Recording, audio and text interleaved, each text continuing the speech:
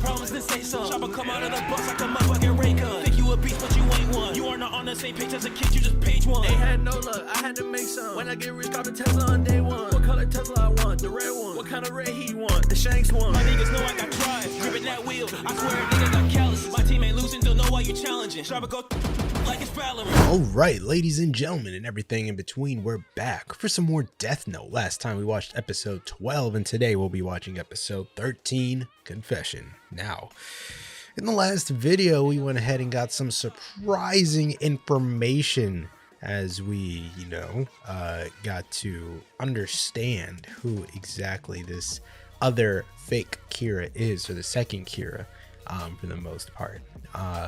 Light joining in on L and the police detectives team in finding Kira, as they deduced that the second Kira was the one responsible for the whole TV studio debacle that they had to go through. They decided to bring in Light and see if he could deduce who exactly was behind this entire ordeal. And as far as Light could tell, it was the second Kira. It was pretty clear as day that the primary Kira was way out of his scope here. He was not the type, or they, or whoever they might think it is, they are not the type to go out of their way to make this huge statement, have this much media coverage, and especially not attack innocent people, because in the eyes of Kira, if you're a criminal and if you're in jail and if you're doing the time, then you deserve to die. And that is Kira's MO, and that was not the MO that was being displayed. This was more for show. This is more of like this is almost theater, a sick game for this the actions that are being taken. So clearly it was not Kira, it was someone else completely different. L knew this, or at least he suspected this, and he wanted to see if Light could come to the same conclusion, and of course he did. So they decided to let him in on figuring out who this second Kira was, because this second Kira is definitely more dangerous than the first one. I mean, first Kira is bad, we know who that first Kira is, but they're the first Kira is killing criminals. This second Kira is just killing random people, so that seems to be the primary target. Second Kira is also not very wary with the steps that they are taking. We know now that Misa, a modeling individual, model,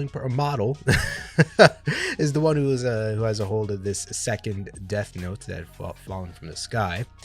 Whole bunch of lore behind how she got that Death Note, and even more details on the Shinigami and things like that. But prior to that, we got to see a little bit of a back and forth between so-called second Kira and a fake Kira that they had devised, writing up a script, so to say, for the second Kira, or the first Kira, to send to the second Kira, and finding out that the second Kira is a fan of the first Kira. They decide to use that to their advantage in order to get more information out of second Kira and what exactly she's doing with this whole acting like Kira thing. And she just wants to be noticed by Kira. She's like, I'm a big fan and I got this Death Note, so I'm like, we should link up, you know what I mean? We could show each other the eyes, we could show each other our Shinigami. And the moment that dude L heard Shinigami, he fell out of his chair. That is the biggest lead they've had since starting this whole entire case. And he's on top of that, the just how crazy it is to hear something like that thrown around so casually. It's like, oh, we could show each other our demons. You know what I mean? It's like, it's like, what do you mean demons? What are we dealing with here? Not to mention the gravity of the deaths that are being committed, or the murders that are being committed here, is just, it's way out of anything that they've ever seen before. So them bringing demons and all this other weird terminology into this is just kind of like, I can understand L. He's like, wow, we're dealing with something otherworldly at this point. So we got to put our thinking caps on so we can get ahead of this. And of course, Light was absolutely flabbergasted as well. He just did not know what to do in that situation. He just did. It's crazy because of the amount of information she gave out to them, but it's also good that she was able to lay that out onto the table, because now Light has a better grasp of, you know, the type of person she is. She's not very careful with her words, you know what I mean? She's not thoughtful with the amount of power she has in her possession. So it's like now Light can better plan as to how he can contact her and what he can do about keeping her quiet and all this other stuff. Not to mention, since she does have the Shinigami eyes, you know, she could be very helpful in, you know, taking out people that cause Light any problems, like primarily L, the one person that he doesn't know the name of. So, you know, getting Misa into I guess opportune area to be able to see L's face and grab his name. I don't know how he would be able to pull that off, but he has that option if he's able to get into contact with Misa. Misa going over some things with Rem. Of course, she is not as dumb as she made herself out to be with all the information she was spilling out. To her defense, she thought it was Kira that she was talking to, but still, I mean, she gave a lot of info out just right there. But she made sure to have something that Light could use, you know, a sort of a bargaining chip as far as a way for them to work together. And like she wants to be of some use to Light, so she had some information that she could offer up to him in terms of how to kill a Shinigami. And basically to kill a Shinigami, they need to fall in love. Combination of falling in love with a human and going out of your way to, I guess, rewrite their death or something along those lines. It's like that combination of you know, like sort of going against the grain, or I guess messing with the natural order of things, is what kills a Shinigami ultimately. And that is what happened with Misa, a Shinigami that fell in love with her, used his death note in order to protect her, killing him, and that death note that he used to protect her became hers, who Rem had delivered to her. So it's like, I'm not sure why Rem is there. Like, Rem doesn't, I thought that was Rem's death note, which is why she was sticking around, but it seems like she's just sticking around to stick around. I don't know, but because, you know, the reason why Ryuk is sitting there is because he's bored. Like, he has the simplest reason of them all. He's just like, I just threw my death note down here and you picked it up and you seem like an interesting person, so I'm tagging along to see how this show goes. So he's literally just us, just watching. He's like he's a neutral third party. But Rem, I think her usefulness, or rather her, you know, primary objective would have ended with just delivering the death note to Misa. But I guess Misa needs to understand how to use it and all that. If she has any questions, I guess Rem will just, I mean, what else are they doing really?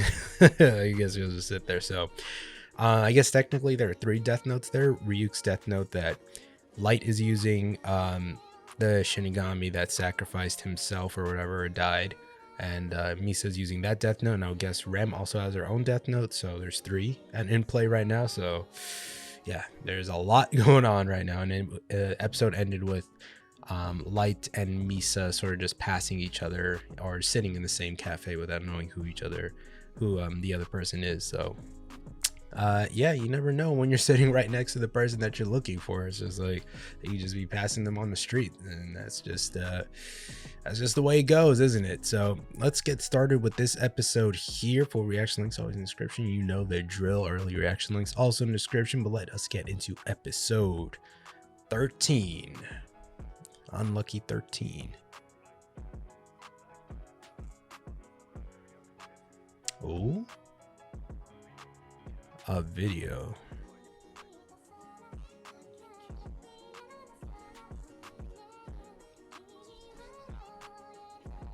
Oh boy, Ryuk, chill out.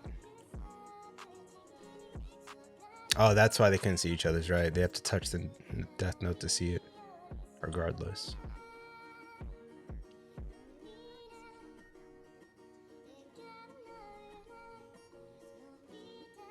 There you go. You can't get around L, dude. Coded messages.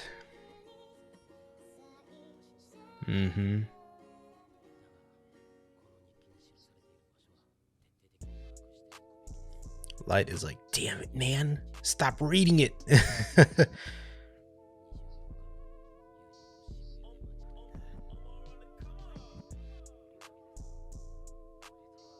Ooh, dude, chill. Nah, catch him. I don't care. Undercover on the undercover. Player. Nah, that's cap. Light ain't worry about no girls. He got more important things on his mind, bro.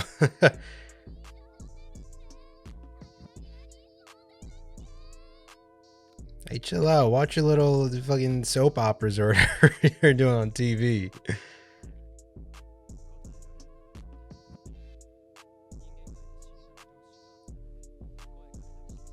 Oh yeah, that's what I want to know. Ooh, she's there. She's what? Oh my god, she's got a disguise too. She could tell him out from the group? Wow, those eyes are kind of broken, bro. That shit's OP. That's how she knows. Okay, yeah.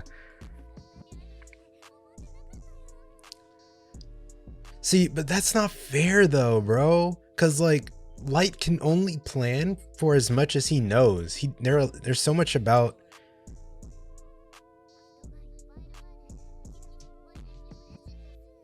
Right, yeah. Keep it low key.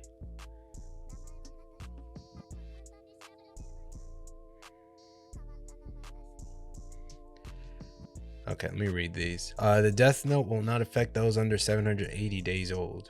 Okay. So like what I was thinking of was like Light can only plan for as much as he knows, right?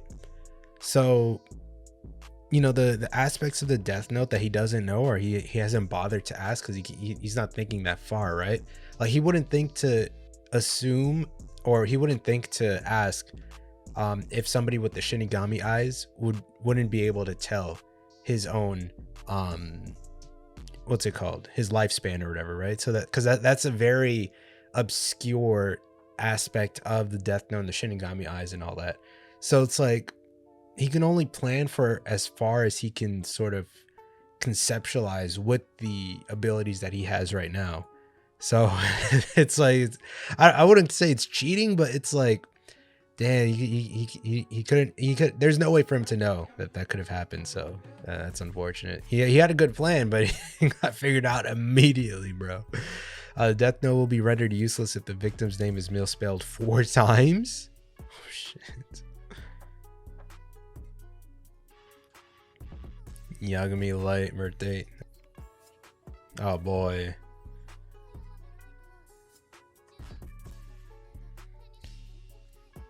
She's about to fall in love with Light too. Top Akira. See how he reacts to being outplayed like this. Damn.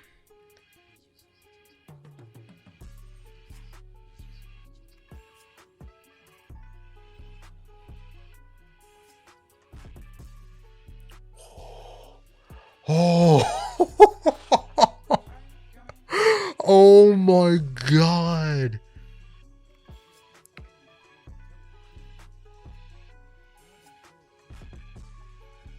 Shit. That's bad, bro. That makes him real suspicious because he found him at Ioma. They don't have proof that it was at Ioma, but still.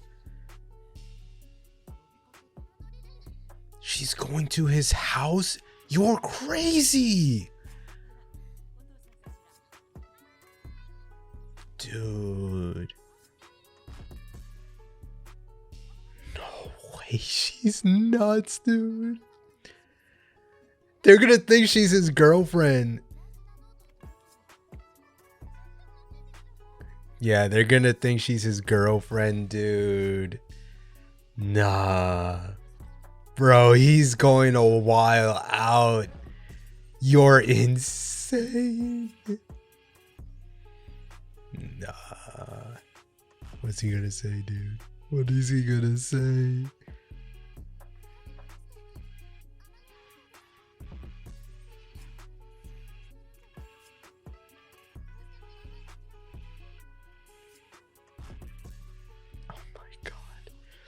He's gonna while out on her. Oh, there it is. He touched it. Now you can see Rem. Yup.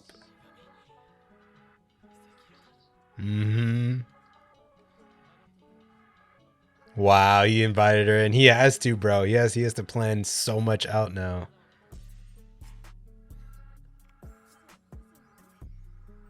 Yeah, they probably think that's his girlfriend. Yup, he's playing with it too. He might as well. That was a cover he didn't even have planned, but now he's using it. Wow, bro. I mean, this is kind of good for him. Before anything got too crazy with what she said, now he can sort of plan stuff out with her. Google. Oh, he didn't even know that detail. Okay. That's just unfortunate, bro. What the fuck? Oh yeah, she's way smarter than she's letting on, bro. She planned ahead for sure. Whoa!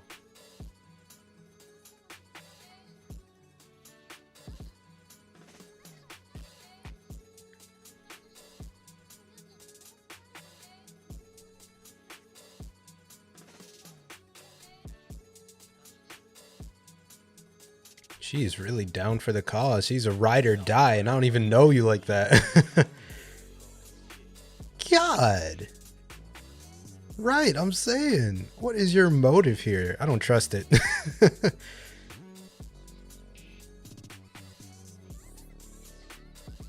Because I don't know you. Back up.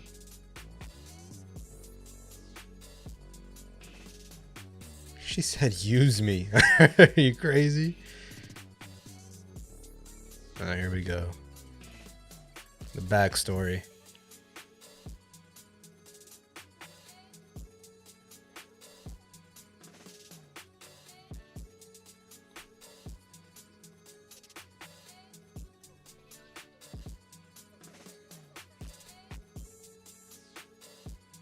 Jesus.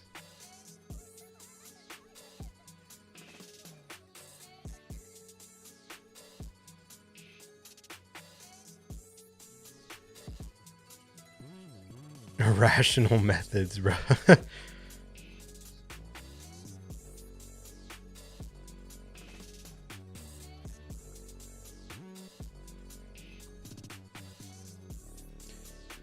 mean, yeah, bro, you basically got yourself a henchman with the fucking same abilities. Like, might as well.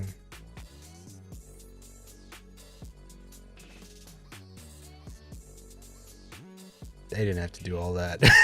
Why did they do the triple take on a hug? This does everything to her. All that she's ever wanted. Oh. Gave up half of your life. Half of your life.